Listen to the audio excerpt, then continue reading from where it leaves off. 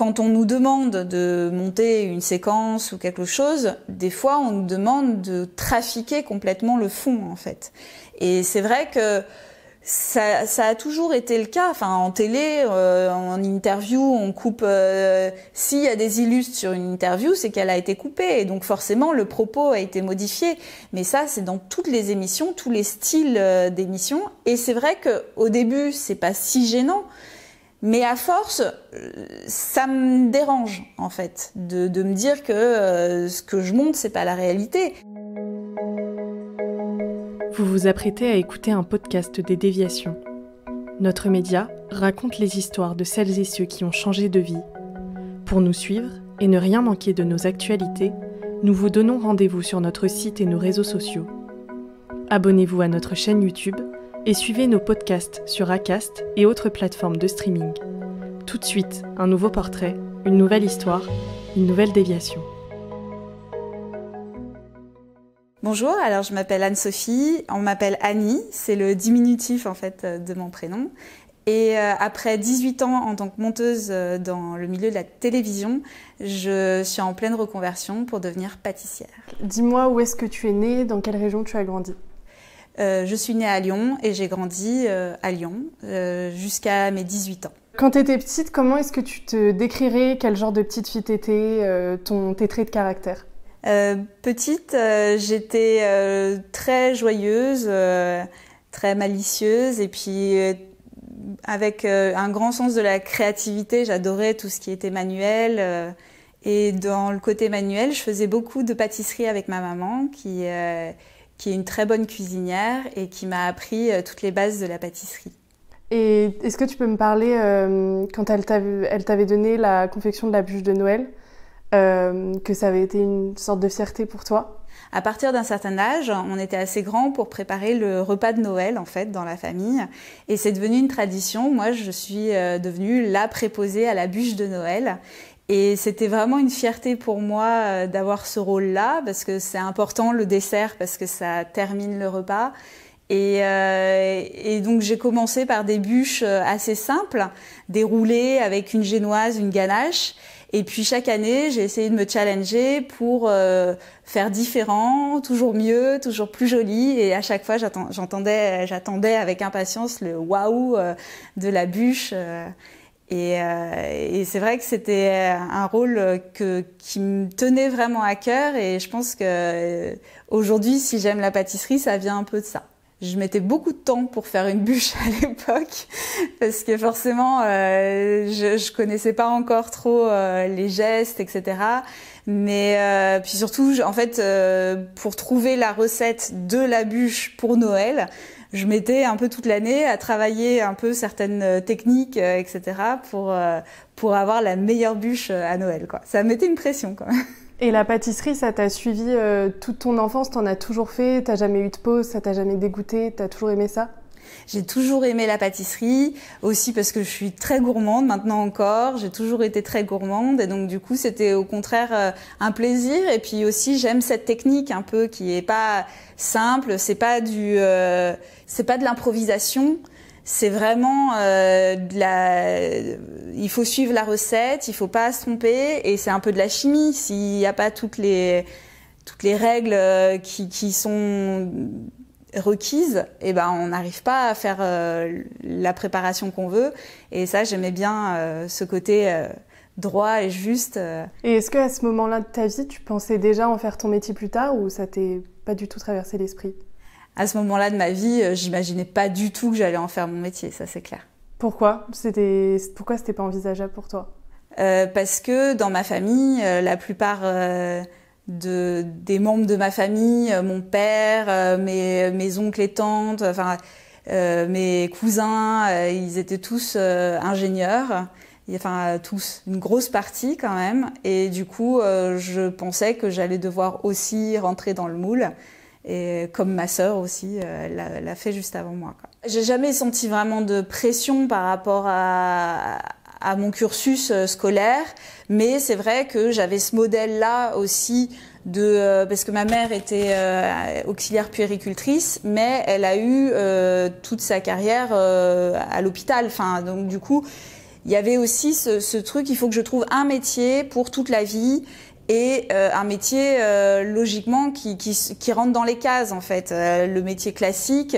Et j'avais vraiment ce modèle-là et ça met une pression, je trouve, au niveau des études, enfin quand on est au lycée, etc., de devoir choisir cette voie qui, une fois qu'on l'a, on la garde jusqu'au bout, quoi. Et moi, en l'occurrence, j'étais quand même plus préposée par rapport à ma famille, par rapport à tout ça, à être ingénieure. Ma sœur a suivi un peu le modèle de mon père. Elle a fait une prépa d'ingénieur dans une grande école et elle a suivi après tout le cursus qui suit pour avoir son diplôme d'ingénieur. Et moi, à force de réfléchir à mon futur métier, j'ai pas voulu forcément suivre cette voie-là. Et moi, du coup, je cherchais ma voie. Je me voyais pas dans un bureau à faire de la paperasse, etc. Et ni faire médecine, ni faire, voilà, je voyais pas trop. C'était pas ce que je voulais. J'avais pas envie d'études longues. Et puis en parlant avec mon parrain un jour, en fait, il m'a dit mais pourquoi, qu'est-ce que t'aimes?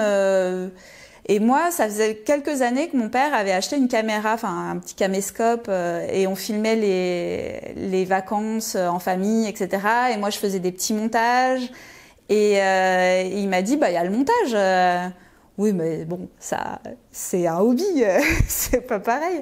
Mais non, tu sais que c'est un vrai métier. Et en fait, cette phrase m'a vraiment fait réfléchir sur ça et je me suis dit oui, pourquoi pas. En fait, c'est vrai que j'avais pas le modèle de faire un métier autre qu'un métier classique comme ingénieur. Et là, cette phrase-là m'a fait comprendre qu'en fait, oui, on peut aussi faire un métier passion, en fait, de quelque chose de plus créatif. Et forcément, bon, mes parents ils voulaient pas me brider, donc du coup ils m'ont pas dit non par rapport à ça, mais ils m'ont laissé partir là-dedans en se disant de toute façon je pense qu'elle va revenir sur des vraies études après coup et voilà. Mais ça a pas été le cas. Et c'est vrai qu'au moment de cette discussion avec mon parrain, j'aurais pu lui parler de la pâtisserie, mais c'est vrai qu'à ce moment-là de l'adolescence, j'en faisais un peu moins. Et que le montage, la vidéo, etc.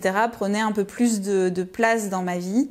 J'avais aussi filmé une fois un voyage scolaire pour mon professeur d'histoire-géographie dans les camps d'Auschwitz. En fait, j'étais partie avec une autre élève. On n'était que 2 à être partis, alors que le voyage avait été proposé à toute la classe. Et donc, je m'étais dit, pour ceux qui sont pas allés, je vais filmer, je vais faire un petit montage avec de la musique, et puis je vais le montrer à la classe.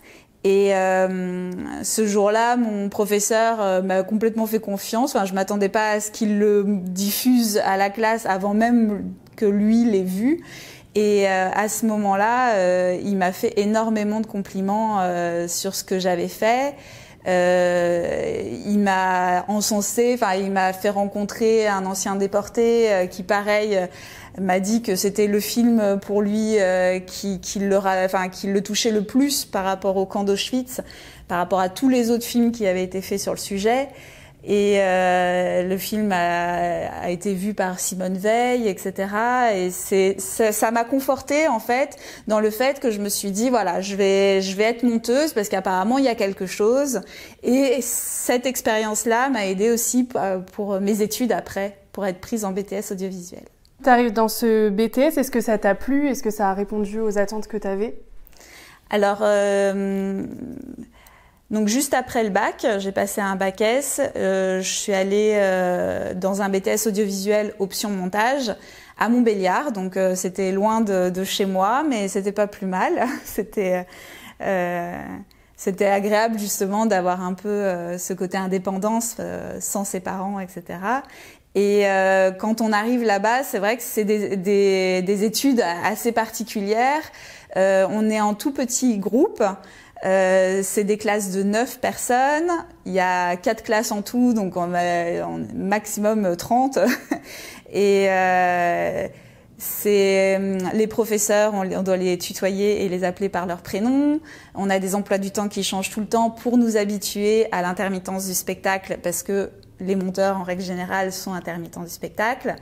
Et avec un plateau télé, des régies, des choses comme ça. Enfin, c'est vrai que quand je suis arrivée là, je me suis dit, mais c'est ça en fait. J'aurais pas voulu faire une école d'ingénieur avec des amphis, des choses comme ça. On est en petit comité, on est comme une famille, et en plus, on crée quoi. C'est vraiment la création. Donc c'était génial pour moi.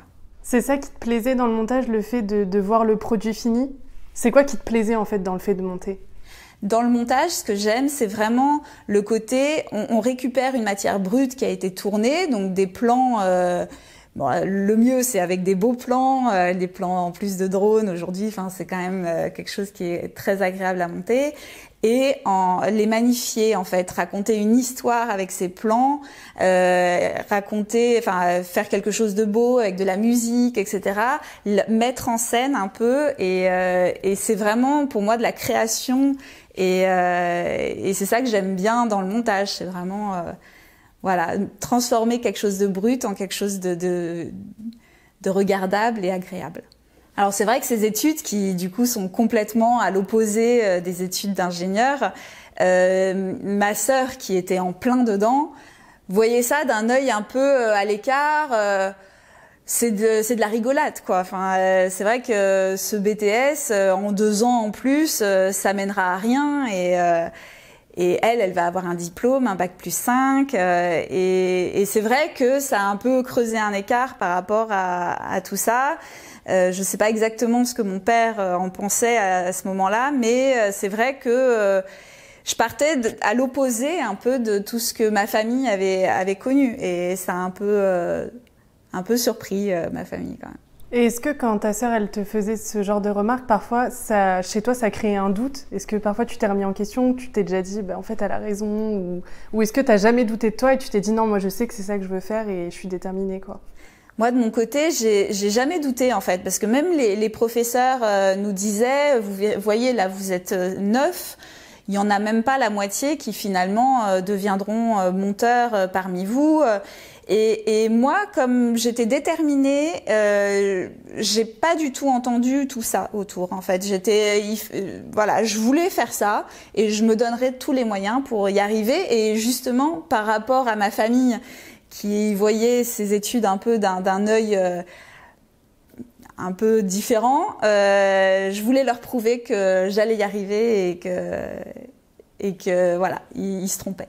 Alors, une fois que j'ai eu mon diplôme du BTS, j'ai essayé de trouver du boulot à Lyon, parce que je vivais à Lyon, et il y avait rien, et j'avais gardé en fait le contact d'une personne qui travaillait sur une grosse société à Paris de médias, qui m'a appelée et qui m'a dit: est-ce que tu es disponible la semaine prochaine pour travailler sur une grosse émission du PAF, et donc du coup forcément j'avais pas spécialement envie de partir à Paris à ce moment-là, mais c'était l'occasion, j'ai rien trouvé à Lyon et donc j'y vais.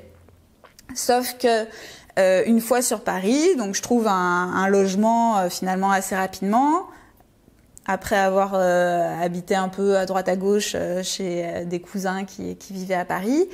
Et ça s'est arrêté assez rapidement. Et ça a été 2 ans quand même de galère. J'avais des petites missions, mais pas de quoi travailler tout le mois. C'était compliqué. Donc j'ai fait un peu des petits boulots à côté. J'étais hôtesse d'accueil, je distribuais des tracts dans la rue. J'ai été modèle photo. J'ai fait plein de choses, justement, jusqu'au jour où j'ai pu enfin avoir mon premier contrat de chef monteuse, et en plus pour une grosse émission. À ce moment-là, je me rendais pas compte de l'ampleur de ce que ça voulait dire, et j'ai tenu bon. C'est vrai que c'était pas simple au début, mais après, très rapidement, finalement, le bouche à oreille a fait que j'ai pu travailler dans plein d'émissions, plein de chaînes, et puis c'était parti, quoi. Donc à partir du moment où tu as commencé à enchaîner les contrats, est-ce que tu peux m'expliquer Comment était ton rythme de vie? Alors, le rythme de vie que j'avais au départ quand j'étais sur Paris, c'était vraiment un peu du n'importe quoi. Enfin, je travaillais des fois de 10h le matin jusqu'à 5h du matin. C'était vraiment compliqué, il a fallu s'accrocher, mais j'étais jeune, je pense que j'avais envie d'y arriver. Et puis, c'est vrai que avant d'avoir mon premier contrat en tant que chef monteuse, ma mère, voyant que je galérais à trouver du boulot, enfin dans ce que je voulais, parce que les petites missions que j'avais, c'était de l'assistanat, donc c'était pas monteuse quoi. Et bah du coup, elle m'a dit, tu te donnes combien de temps avant de faire un vrai métier? Et ça, c'est vrai que ça fait mal au cœur en me disant, en fait, elle croit pas en ce que je fais quoi, mais je vais lui prouver que je vais y arriver. Tu sentais que tu avais quand même du soutien de la part de tes amis, ou parce que le fait que tu vois que tes parents peut-être étaient un peu douteux de ton orientation, enfin, tu le ressentais comment? En fait, de devoir chercher comme ça, enfin de devoir batailler, parce que c'est vrai que c'est un métier, on a beau distribuer des CV partout, en fait, tant qu'on n'a pas une preuve qu'on est un bon monteur, qu'on vaut le coup, etc., on peut pas être pris quelque part, en fait.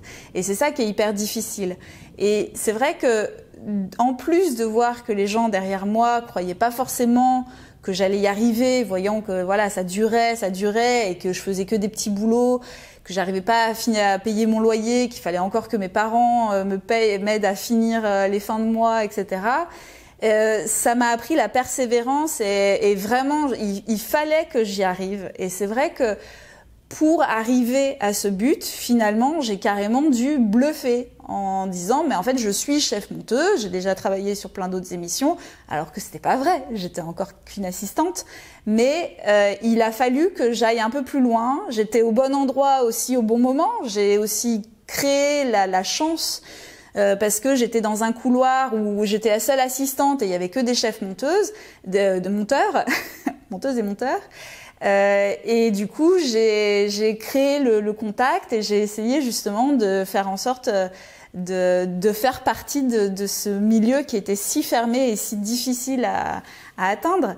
Et je pense que, ouais, finalement, le fait de vouloir prouver à ma famille que j'avais choisi la voie qu'il me fallait, ça m'a aidé à forcer ces choses-là. Une fois que tu es devenue chef monteuse, qu'est-ce que tu faisais? À quoi ressemblaient tes journées par rapport à avant? Qu'est-ce qui a changé? Très vite, en fait, j'ai pu travailler dans plein d'émissions, plein de chaînes de télé, des émissions très différentes, du magazine à enfin n'importe quoi.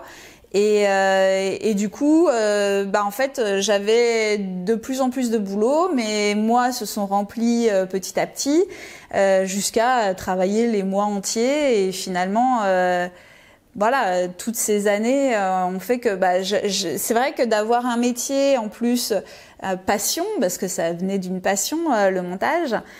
C'est quand même agréable de se lever le matin et de se dire oui, je vais pas avoir une journée comme n'importe qui. Chaque montage est différent, chaque jour de montage est différent parce qu'il y a des étapes dans le montage. Il y a le dérochage au départ, ensuite il y a la construction, l'ours on appelle ça. Ensuite le montage avec les images, les illustres. Et puis après poser les musiques, rendre ça vraiment joli et rythmé. Et du coup, j'ai toujours aimé ce métier, même encore aujourd'hui. C'est vrai que si aujourd'hui j'ai envie de changer de vie, c'est pas parce que j'aime plus mon métier, c'est pour d'autres raisons, parce que je me retrouve plus dans le fond en fait des émissions que je monte. Et puis je pense que c'est bien de partir avant d'être lassé. Un métier comme ça, c'est un métier quand même difficile. Et quand on n'a plus la passion, ça change tout en fait. Et je voulais continuer à l'aimer jusqu'au bout et à partir avant de me lasser. Donc sur la fin de ce que tu m'as expliqué, à partir de quand tu as commencé à ressentir non, là je me reconnais plus là, dans ce que je suis en train de monter. C'était quoi l'élément déclencheur? J'ai commencé à vouloir changer de vie et arrêter le montage un peu quand j'ai eu ma fille en fait. C'est vrai que souvent on a des déviations à ce moment-là quand on a des enfants parce qu'on voit plus les choses pareilles. Il y a eu aussi la période de Covid où on se pose beaucoup de questions sur le fond de à quoi on sert. Est-ce qu'on n'a pas envie plutôt de créer des choses de ses mains plutôt que là, je travaille pour la télé, donc je suis obligée, même si je crée des choses, on me demande de faire des choses, voilà, c'est pas moi qui suis à l'origine de l'émission que je monte. Et donc du coup, c'était bien pour moi de me dire, voilà, j'aimerais voilà, faire quelque chose qui vient de moi et qui est direct vers les gens, en fait. Et est-ce que tu pourrais m'expliquer, notamment quand on te demandait de trafiquer des images? Quand on nous demande de monter une séquence ou quelque chose, des fois on nous demande de trafiquer complètement le fond, en fait. Et c'est vrai que ça a toujours été le cas. Enfin, en télé, en interview, on coupe. S'il y a des illustres sur une interview, c'est qu'elle a été coupée, et donc forcément le propos a été modifié. Mais ça, c'est dans toutes les émissions, tous les styles d'émissions. Et c'est vrai que au début, c'est pas si gênant, mais à force, ça me dérange en fait de me dire que ce que je montre, c'est pas la réalité. Aujourd'hui encore, enfin encore plus, c'est-à-dire que les candidats des émissions, surtout que je travaille beaucoup dans le divertissement, ont été baignés par, ont grandi avec la télé-réalité, et donc du coup ils savent un peu ce qu'il faut dire, ce qu'il faut faire pour vivre dans l'émission. Et ça, c'est vrai que le côté faux de tout ça m'a dérangé de plus en plus. Et même si le montage en lui-même me plaît, c'est vraiment toutes ces choses-là qui me dérangent aujourd'hui dans la télévision et qui fait que je m'éloigne un peu de ce fond-là. Alors, par exemple, dans une émission, on nous a demandé c'était pendant un repas, il y avait des candidats, il fallait que chaque candidat ait un avis tranché sur le repas entier. C'est-à-dire que s'il aimait l'entrée, il fallait qu'il aime le plat, il aime le dessert, etc. Et donc on m'a demandé de trafiquer des interviews comme quelqu'un qui disait moi je suis pas connaisseur, mais je trouve que ce foie gras est très bon. Et on nous a dit, bah non, il fallait qu'il aime pas. Et donc, j'ai dû transformer la phrase, déplacer le pas pour qu'ils disent, moi je suis connaisseur et ce foie gras n'est pas bon. Et vraiment, je voyais pas l'intérêt. Enfin, c'est quelque chose pour moi, ça sert à quoi de faire mentir cette personne alors qu'il a aimé, et tant mieux pour lui. Enfin, je voyais pas l'intérêt. Et donc tout ça, c'est des petites choses. Mais au final, sur toutes les émissions, il y a des petits mensonges comme ça. Et ça fait que, du coup, pour moi, l'image de la télé, il y a quand même pas mal de mensonges, quoi. À côté de ça, en plus, c'est vrai que la plupart des personnes avec lesquelles je travaille sont adorables, les intermittents, tous les monteurs, etc. Je m'entends beaucoup avec tout le monde, il n'y a pas de souci. Mais au-dessus, il y a des fois des personnes qui sont un peu dures, voire exécrables. C'est un peu dur parce que y a des femmes qui, pour avoir une place, avoir un poids dans les émissions qu'elles montent, etc., se sentent obligées d'être dures et dire c'est de la merde ce que tu fais, des choses comme ça. C'est des fois très cru en fait, et c'est un peu dur pour moi. J'apprécie pas travailler avec des gens comme ça en fait, et aujourd'hui j'aspire à quelque chose de plus calme, et puis surtout ne plus avoir de boss au-dessus, ce serait l'idéal. Et en fait, tout ce mélange en fait de raisons ont fait que j'ai voulu changer de vie. Et en plus, c'est vrai que dans mon métier, on est loin. Je suis loin d'être la seule à vouloir faire autre chose en fait. Après le montage, on est tous des intermittents et on se dit, on se voit pas terminer à 63 ans encore dans ce métier. C'est quand même un métier difficile, et il y a aussi les petits jeunes qui vont arriver, qui vont prendre notre place, qui seront peut-être plus rapides, qui voudront faire des horaires plus longues. Du coup, tout le monde cherche un peu sa voie, et c'est vrai que moi, la pâtisserie est venue un peu comme une évidence.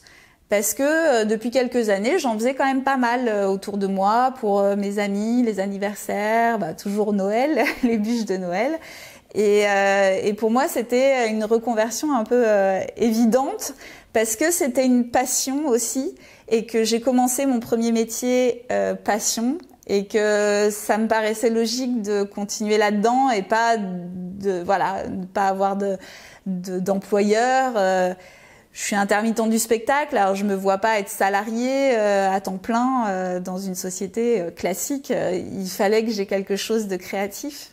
Et la pâtisserie, pour moi, il y avait tout, quoi. Quand tu as commencé à penser à la pâtisserie, tu as commencé, j'imagine, à un peu plus cuisiner chez toi. Tu m'avais parlé que tu avais montré à tes amis qu'elles goûtaient tes gâteaux, qu'elles t'avaient encouragé.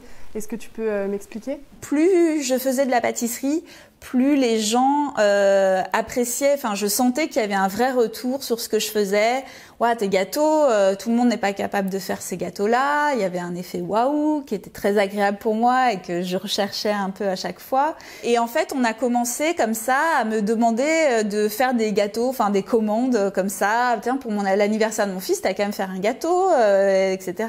Et donc ça a commencé comme ça. Ensuite, le bouche à oreille, c'est-à-dire j'ai parlé de tes gâteaux, mais j'ai pas de photos à montrer de tes gâteaux. Est-ce que tu peux pas créer une page Facebook, une page Instagram où on verrait tes gâteaux, comme ça c'est plus facile de les montrer.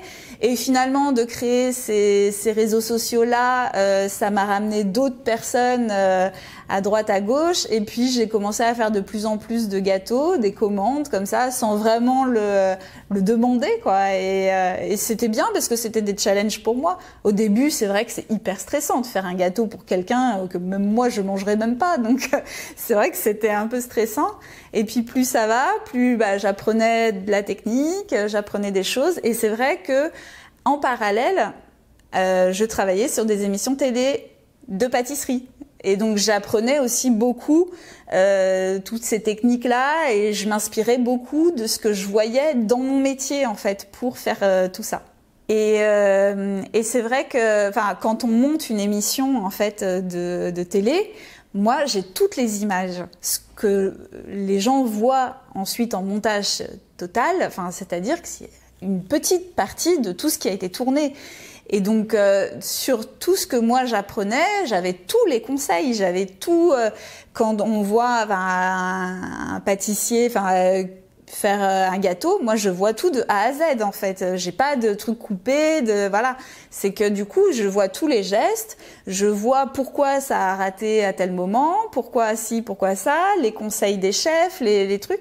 Et c'est vrai que c'est hyper intéressant de voir comme ça et d'avoir ça tous les jours, toute la journée, des conseils, des trucs. Et donc c'est vrai qu'il y a plein de fois, je me retrouvais dans ma salle de montage en me disant « Mais j'ai envie moi aussi d'être dans ma cuisine et de faire de la pâtisserie, quoi !» J'ai commencé à monter des émissions de pâtisserie parce que j'étais passionnée de pâtisserie. Forcément, ça m'a donné envie d'aller dans cette partie-là des émissions. Et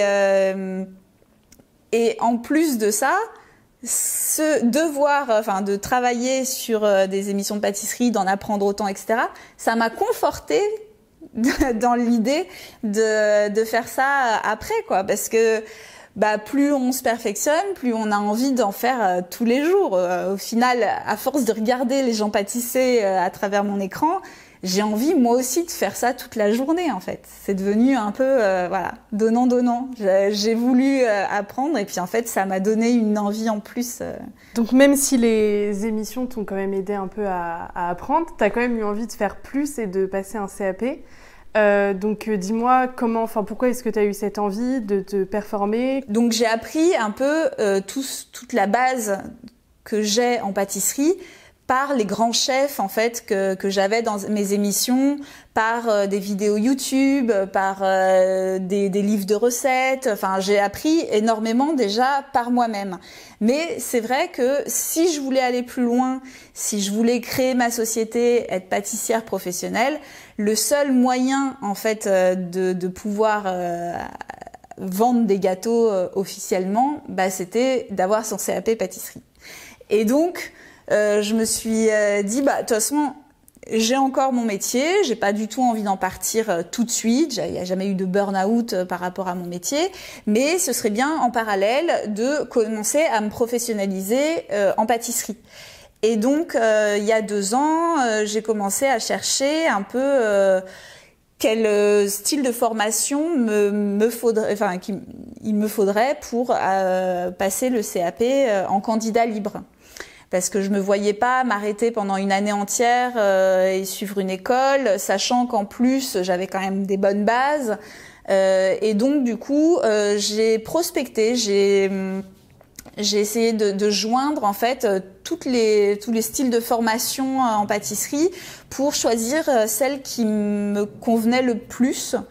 Et je connaissais l'atelier des chefs parce que j'avais déjà eu un cours une fois en stage de 2 jours, je crois, en pâtisserie un peu plus poussé, apprendre des techniques comme la pâte feuilletée ou des choses comme ça qui étaient déjà un peu plus complexes que juste faire un gâteau comme ça, et que j'aimais bien ce côté un peu familial. Il y a des centres de formation où on peut obtenir des CAP qui sont quand même des grosses machines, et moi je voulais quelque chose d'un peu plus petit et vraiment sur mesure. Comme j'avais mon métier à côté, je voulais pouvoir suivre la formation quand je le sentais, pas forcément à des dates ou des horaires précis. Je voulais le faire à mon rythme et avoir quand même un suivi vraiment personnalisé pour moi, avec des formateurs, les questions que je peux me poser, avoir des réponses assez rapidement. Et vraiment, c'est l'atelier des chefs qui pour moi me convenait le plus, quoi. J'ai pu financer toute cette formation par mon CPF entièrement, donc c'est vrai que c'était pratique de me dire que j'avais pas à débourser en fait un centime par rapport à ça. Et puis au niveau de l'atelier des chefs, on a un premier passage pour être accepté, c'est surtout pour voir si on est bien motivé et qu'on suivra le cursus vraiment sérieusement. Et moi, c'est sûr que j'avais tellement un projet précis, et c'était un peu comme pour mon premier métier. Moi, si je veux quelque chose, j'y vais à fond. Donc, c'est sûr que moi, il n'y avait pas de problème par rapport à ça. Et par contre, pour avoir son CAP, il y a aussi une chose qui est importante, c'est qu'il faut faire quand même 2 stages de 7 semaines, donc 14 semaines de stage en entreprise, dans le milieu professionnel de pâtisserie. Et ça, c'est vrai que c'est quand même une organisation. Est-ce que tu peux expliquer quel était ton projet avant de te lancer là-dedans? Donc, si je passais mon CAP, c'était surtout pour être professionnelle dans les gâteaux. Et en même temps, je faisais déjà un peu des commandes entre particuliers, pour des particuliers. Et je voyais le fait que de pas en parler autour de moi, de pas faire de promotion par rapport à ça, d'avoir quand même des demandes. Je me dis, il y a une vraie demande en fait par rapport à ça, des gâteaux sur mesure. Donc pas les gâteaux qu'on trouve dans la boulangerie-pâtisserie du coin, mais quelque chose de vraiment personnalisé du côté visuel, mais aussi au niveau du goût. Je veux tel gâteau à la fraise ou autre chose. Et puis aussi, par rapport aux allergènes, par rapport au sans gluten, par rapport à tout ça, vraiment faire des gâteaux sur mesure. Et je me suis dit, en fait, ce que j'aimerais, c'est continuer un peu dans cette voie-là, de créer ma propre société où je serais seule entrepreneur, et pâtissière, et faire la même chose que je fais moi le week-end pour 2-3 personnes, comme ça. Mais faire ça toute la semaine. Et donc, c'était mon projet précis quand je me suis lancée dans le CAP, je savais que je voulais faire ça. Que je voulais faire des gâteaux sur mesure, et donc pas tous les jours la même chose, parce que forcément, si on a une boutique pignon sur rue avec une vitrine, plein de gâteaux, les gens ont envie de revoir à chaque fois les mêmes gâteaux qu'ils ont vus. Ah la semaine dernière il y avait ça, pourquoi il n'y a plus? Et donc du coup je me vois pas dans refaire tout le temps la même chose. C'est pas mon but. Aujourd'hui j'ai envie de faire plaisir aux gens, mais parce qu'ils me demandent quelque chose en particulier. Et donc du coup c'était vraiment mon projet pour avoir ce CAP. Donc j'ai commencé la formation avec l'atelier des chefs en 2021, et en fait ça se fait en 3 parties, c'est-à-dire il y a une grande partie qui est beaucoup de théorie en fait sur tous les gâteaux classiques, etc. Il y a des recettes, des choses comme ça, mais rien d'imposé, et je peux regarder les cours un peu quand je veux, c'est par module. Et il suffit de suivre l'ordre et c'est très bien fait parce que du coup il y a vraiment une progression dans tout ce qu'on apprend. Ensuite, il y a une deuxième partie où c'est un peu plus technique, il faut vraiment un peu plus faire les gâteaux soi-même, etc. Ensuite, et la dernière partie qui s'appelle le sprint final, où en fait c'est vraiment imposé, c'est-à-dire qu'on peut pas avancer tant qu'on n'a pas fait tous les gâteaux. Et quand on les fait, et en général c'est même plusieurs styles de gâteaux en même temps et des grandes quantités justement pour se préparer au CAP. Chaque étape on fait des photos pour voir là où on se trompe sur chaque préparation, etc. ou pas. Et un formateur corrige en fait ces photos-là. Et j'ai trouvé ça génial parce que à chaque fois il tombait juste, c'est-à-dire que j'essayais de faire des photos des fois en trichant un peu, en me disant tiens il va peut-être pas voir que ma crème pâtissière elle est un peu liquide. Et en fait il voyait tout, c'était impressionnant. Je me suis dit mais c'est fou quand même, sur des photos ils arrivent à voir ça, et que au final le gâteau il allait pas, oui parce que la crème pâtissière était pas assez ferme, des choses comme ça. Et donc du coup c'était très agréable de se sentir vraiment coaché avec les bonnes raisons de pourquoi on a raté et ce qu'on peut faire de mieux pour s'améliorer. Et ça donne un vrai challenge, c'est-à-dire qu'on a envie de faire plaisir à son formateur, à son examinateur, quoi. De se dire, là, cette fois-ci, je vais y arriver, il y aura 0 faute, quoi. Et c'est vrai que ça fait des quantités de gâteaux à faire le week-end, des choses comme ça. Mais bon, ça a fait le plaisir de ma famille, de mes voisins. Et donc pendant cette formation-là, en fait, donc moi ça a duré 1 an, mais c'est surtout en fonction des stages qu'on doit faire. Donc il y a quand même 14 semaines de stage, c'est pas rien. Et c'est en 2 parties. Et donc moi je me suis dit, vu qu'il y a 2 stages, le mieux c'est de voir vraiment 2 stages complètement différents. Donc le premier, ce que j'ai fait, c'est que je suis allée dans ma boulangerie de quartier, en fait, celle où je vais en règle générale, parce que je connaissais la qualité de ce que c'était, et c'était bien de voir la production derrière. Et c'est vrai qu'on peut pas savoir trop avant même d'avoir les pieds dedans, mais cette pâtisserie, tout était fait à la main, tout était artisanal, et c'est vrai que j'ai beaucoup appris, surtout qu'il y avait qu'un seul pâtissier, donc on n'était que 2, et on faisait tout à 2. C'est vrai que les horaires sont très compliqués, surtout quand on a une famille, tout ça. Voilà, je commençais à 4h du matin. Donc c'était pas simple, mais c'était vraiment très formateur. Et donc pour le deuxième stage, j'ai fait jouer mes contacts, vu que je travaillais pour une émission de pâtisserie. J'ai demandé à travailler, à faire mon stage dans la pâtisserie de Cyril Lignac. Et donc c'est Benoît Couvrant qui est du coup le gérant de la société qui a accepté de me prendre. Et c'est vrai que c'était vraiment un tout autre univers, parce que chez Cyril Lignac, il a beau avoir plein de boutiques, tout se fait au même endroit. Il y a un énorme labo où des milliers de gâteaux sortent par jour. Et c'est vrai que c'est une organisation. Enfin, on était 2 dans la première pâtisserie. Là, on était vraiment très nombreux, avec des pôles tours où on fait les viennoiseries, la partie entremets, etc. Là, une partie chocolaterie. Enfin, c'est hyper varié et très très riche en fait. Pour mon stage, c'était très intéressant. Et c'est vrai que faire une reconversion comme ça dans la pâtisserie, j'avais 37 ans, du coup c'est vrai que c'est quand même pas simple de retourner un peu faire des études. Après c'est vrai que pour moi c'était hyper intéressant, j'apprenais tous les jours des choses passionnantes. Enfin, si j'ai choisi la pâtisserie, c'est parce que j'étais passionnée de ça, donc forcément c'était génial d'apprendre tout ça. Mais il y avait des moments quand même très difficiles, de gérer une famille en même temps, de gérer, je continuais de travailler dans le montage et de faire des études. C'est quand même assez difficile, et surtout au moment de l'examen en fait du CAP, j'ai jamais autant stressé de ma vie, j'ai l'impression, parce que c'est quand même on a plus l'âge que les jeunes, les jeunes qui passent le CAP, ils ont quoi, entre 16 et 18 ans, et à 37 ans on a un recul ou on se met beaucoup plus la pression. C'est quand même très difficile de pas stresser pour passer cet examen, parce qu'on sait l'attente aussi que les gens ont autour de moi. J'étais très entourée, mes proches me soutenaient énormément et j'avais pas le droit de les décevoir en fait. Il fallait que j'y arrive et ça m'a mis une pression énorme. Et donc heureusement, j'ai eu l'examen du premier coup.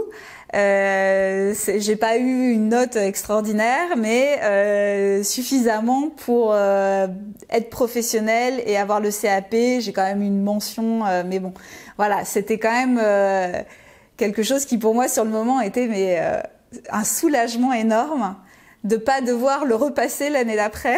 C'était vraiment mon stress de me dire, j'ai déjà tellement stressé, il faut pas que je recommence une deuxième fois. Et donc j'ai le CAP maintenant et je me dis bon, la reconversion va pas être tout de suite, c'est-à-dire que j'ai envie de faire les choses bien. Maintenant que j'ai la première étape pour créer ma société, maintenant j'ai encore plein de formations à faire. Qui seront moins, enfin ce sera pas des diplômes, ce sera vraiment des formations pour me perfectionner, donc ce sera moins stressant. Je le ferai quand je pourrai, pareil sur mes temps libres, etc. Et j'aimerais me former sur la création d'entreprise, sur différentes techniques spécialisées peut-être dans le cake design ou dans les gâteaux sans allergènes ou sans gluten, etc. Et donc là pour le moment, j'ai fait une petite pause parce que j'attends un bébé. Mais je me dis d'ici 2 ans, j'aimerais bien vraiment me lancer et arrêter le montage à ce moment-là. Donc là, en ce moment, je continue le montage en télé. Comme je vous ai dit, j'en suis pas encore lassée de ce métier-là et ça me fait plaisir de faire durer encore un petit peu. Et donc dans 2 ans, je pense de pouvoir être prête à me lancer, et je trouve que c'est un challenge génial de me dire que je vais créer une image de marque, je vais essayer de créer ma clientèle, enfin la vraie entreprise avec mes petites mains et essayer de gagner ma vie maintenant en faisant des gâteaux et plus juste en faisant des gâteaux le week-end pour mes proches, quoi. Et j'espère en fait par rapport à tout ce que j'ai vécu en fait le premier boulot que j'ai eu en tant que chef monteuse et la déviation que je suis en train de faire en espérant que ça réussisse, juste pouvoir transmettre ça à mes filles, que on n'est pas obligé de trouver tout de suite un chemin tracé en fait dans sa vie, que la vie est faite de changements, même de déménagements, de choses comme ça, et c'est ça qui est bien dans la vie, c'est-à-dire que je trouve ça bien de se dire qu'on a le choix de changer de vie, et c'est vraiment ce que j'aimerais inspirer à mes enfants. Vous venez d'écouter un podcast réalisé par Myriam Amossé et Chloé Robert. N'hésitez pas à commenter, nous écrire et partager si ce podcast vous a plu. Notre média, vous pouvez le retrouver sur lesdéviations.fr, Facebook, Instagram, LinkedIn, TikTok et YouTube. Nous n'avons qu'une vocation, raconter les histoires des personnes ayant changé de vie. Alors à très vite pour un nouvel épisode.